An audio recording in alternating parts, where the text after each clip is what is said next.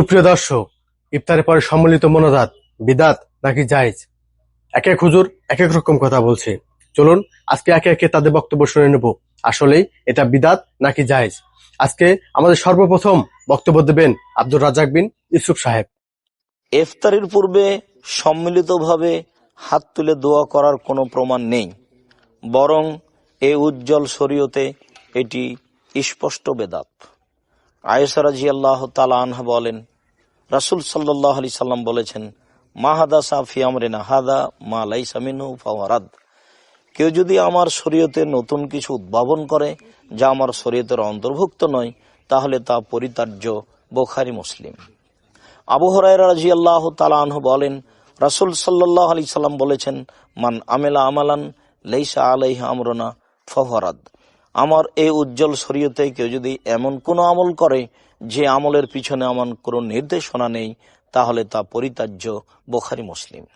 সম্মানিত দর্শক মণ্ডলী, আমরা আপনাদেরকে এখানে আরো স্পষ্টভাবে বলতে চাই যে আপনারা সিয়াম অবস্থায় দোয়া করেন, হাত তুলে দোয়া করেন। পৃথিবীর সকল মুসলিম পুরুষ নারী হাত তুলে দোয়া করুক। হাত তুলে দোয়ার তো স্পষ্ট বিধান রয়েছে। আমরা একাধিক দিন বলেছি বিভিন্ন জায়গায় যে প্রায় 42টি সহিহ হাদিস রয়েছে হাত তুলে দোয়া করার। আমরা প্রায় 35টি হাদিস সিরিয়াল দোয়ার বইয়ে আইনে রাসূল সাল্লাল্লাহু আলাইহি ওয়াসাল্লাম দোয়া অধ্যায় বইয়ে উল্লেখ করেছি। এই পর্যায়ে বক্তব্য দেবেন ডক্টর এনায়েতুল্লাহ আব্বাসী সাহেব। ইফতার খাওয়ার শুরুতে কোনো দোয়া আছে কিনা? অনেকে বলেন ইফতারের আগে কোনো দোয়া নাই। আচ্ছা ভাই, আল্লাহর পক্ষ থেকে না হুকুম আছে 3 সময় নামাজ পড়া যায় না, তো দোয়া করা যায় না, এরকম কোনো সময় আছে নাকি? কথা বলেন। সেগুলো যে বলছি না, স্ক্রু ড্রাইভার, এগুলো কি স্ক্রু ড্রাইভার? আপনার আল্লাহর পক্ষ থেকে হুকুম, আপনি পবিত্র অবস্থায় পবিত্র জায়গায় যখন খুশি তখন দোয়া পড়তে পারবেন, কিন্তু যখন খুশি তখন নামাজ পড়তে। মানুষ যদি গোসল ফরজ হয় তখনও তো দোয়া পড়তে পারবে। কথা বলে, তাহলে শুধু ইফতারের আগে দোয়া পড়া না জায়েজ বেদাত নাকি? কথা করবেন, যত মন চায় দোয়া করবেন। কথা বুঝতে পারছেন? এই পর্যায়ে বক্তব্য দেবেন খন্দকার জাহাঙ্গীর সাহেব। দলবদ্ধভাবে মোনাজাত। প্রথম কথা হলো ভাইরা, দোয়া আমরা করি কার কাছে? আল্লাহর কাছে না?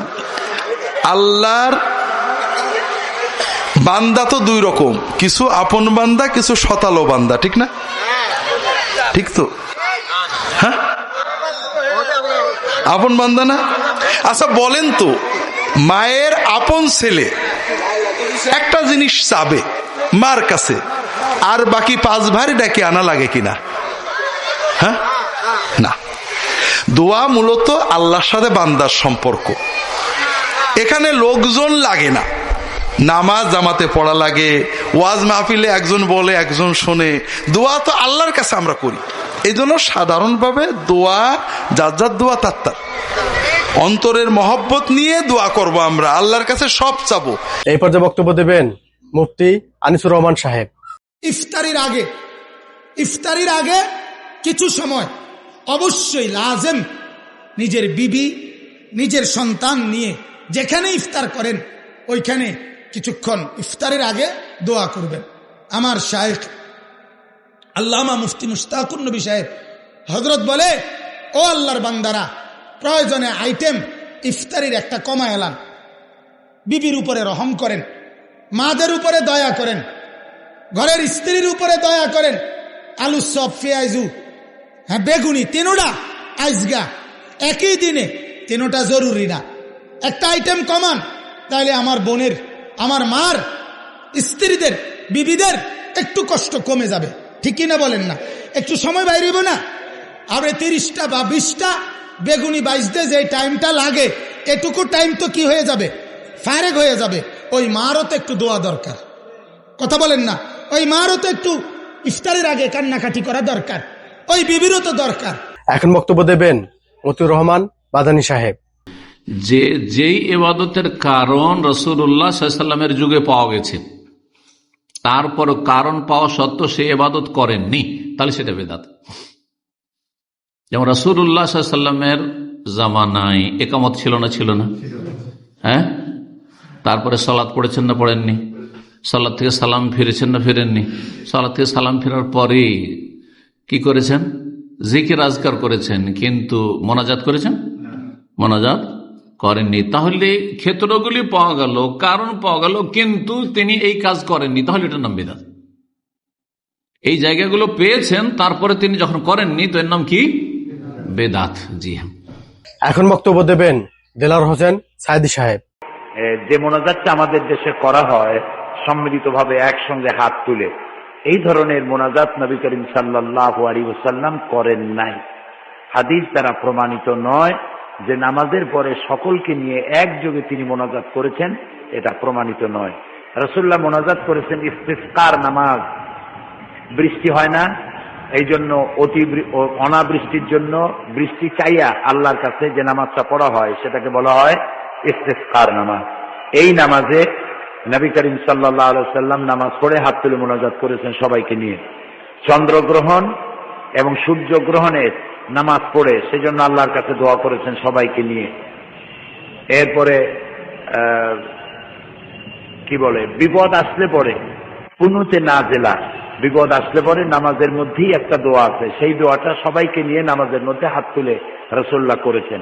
কিন্তু নামাজের পরে সমস্ত মুসল্লিদের নিয়ে হাত তুলে মোনাজাত প্রতি অর্থে তিনি করেছেন, এর কোনো দলিল নাই। কাজী যার দলিল নাই সেগুলি যা রাসূলুল্লাহ করেন নাই তা আমাদের জন্য করা উচিত নয়। এই পর্যায়ে বক্তব্য দেবেন মুফতি কাজী ইব্রাহিম সাহেব। হাত তোলার কোনো কথা হাদিসে উল্লেখ নেই, যেটা লিকুল্লি সাইমিন দাওয়াতুন লা তুরাদ, যেটা হাদিসে এসেছে প্রত্যেক রোজাদারের একটি দোয়া আছে যেটা ফেরত দেয়া হয় না। তো সেখানে হাত তোলা সবখানে আসলে জরুরি নয়। তিনি বসে বসে এমনি দোয়া করলে আল্লাহ তাআলা সেটা ফেরত দেবেন না। এখানে মূল কারণ হলো তার রোজা। এখানে হাত তোলা ফাংশন না, ফাংশন তো রোজা। সে রোজা মুখে দোয়াটা করছে, আল্লাহ তাআলা এটা কবুল করবেন ইনশাআল্লাহ। এখন বক্তব্য দেবেন শায়েখ আহমদুল্লাহ সাহেব। অনেক জায়গায় ইফতারের আগে সম্মিলিতভাবে মোনাজাত করা, এটা কতটুকু সঙ্গত? ইফতারের আগে দোয়া কবুল হয়। তিরমিজির একটি বর্ণনা আমরা জানি, নবী করিম সাল্লাল্লাহু আলাইহি ওয়াসাল্লাম বলেছেন, সালাতুন লা তুরাদ্দু দাওয়াতুহুম, তিন ব্যক্তির দোয়াকে ফেরত দেওয়া হয় না। এর ভিতরে এক ব্যক্তির আস-সাইম হাত্তা হিনা ইফতির, রোজাদার ব্যক্তির দোয়া যখন তিনি ইফতার করেন ওই সময়ের দোয়া তার ফেরত দেওয়া হয় না। অন্য বর্ণনায় অবশ্য আসছে হাত্তা ইফতির, রোজাদার ব্যক্তির সারাদিনের দোয়াই কবুল হতে থাকে ইফতার আগ পর্যন্ত। তো আরেকটি বর্ণনা আছে, যে বর্ণনা নবী করিম সাল্লাল্লাহু আলাইহি ওয়াসাল্লাম বলেছেন যে লিস-সাইমি দাওয়াতুন লা তুরাদ, রোজাদার ব্যক্তির জন্য লিস-সাইমি দাওয়াতুন ইনদা ফিতরিহি লা তুরাদ, রোজাদার ব্যক্তির ইফতারের সময় একটা দোয়া আল্লাহ কবুল করেন, সেটা ফেরত দেওয়া হয় না। যে কোনো একটা চাওয়া আল্লাহ তাআলা কবুল করেন, এই জন্য ইফতারের আগ মুহূর্তে দোয়া কবুল হয়। এটি বিভিন্ন হাদিস দ্বারা প্রমাণিত। অতএব ইফতারের আগ মুহূর্তে দোয়া করতে হবে। আব্দুল্লাহ ইবনে ওমর রাদিয়াল্লাহু তাআলা আনহু তিনি তার বাসায় ইফতার যখন করতেন পরিবারের লোকদেরকে নিয়ে দোয়া করতেন, এরকমটি বর্ণিত আছে। অতএব এই হাদিসের আলোকে পারিবারিক গণ্ডিতে যদি নিজেরা দোয়া করেন তাহলে সেক্ষেত্রে সেটি জায়েজ হতে পারে। সর্বশেষ বক্তব্য দেবেন মিজানুর রহমান আজহারী সাহেব। ইফতারি করার আগ মুহূর্তে আমরা যে পেঁয়াজু, আলুর চপ, বেগুনি, হ্যাঁ, এগুলো খান আপনারা? রুয়াবজার শরবত খান নাকি? এই যে সাজায় রাখা হয় ডিজাইন করে, এইগুলো রেখে যখন দোয়া করেন, এই দোয়াটা আল্লাহ শোনে খুব। আল্লাহ বলে, কিরে ফেরেশতারা, ঘটনা কি? এত খাবার কেন? আল্লাহ রোজা রাখছে। কি চায়? আল্লাহ ক্ষমা চায়।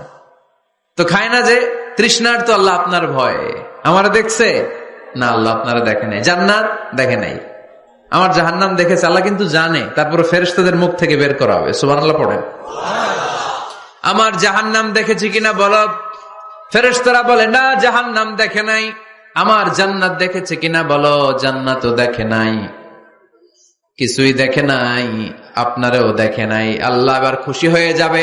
আমার খুশির জন্য আমার ভয়ে তৃষ্ণার্ত ক্ষুধার্ত সামনে খাবার হাত বাড়ালেই খেতে পারে, গ্লাসটা তুললেই পান করতে পারে, আমার ভয়ে খায় না। আমার ক্ষমা চায়, আমার কাছে ক্ষমা প্রার্থনা করে। এখন আমার বান্দা যা দোয়া করবে, বান্দার সব দোয়া আমি কবুল করে নেব।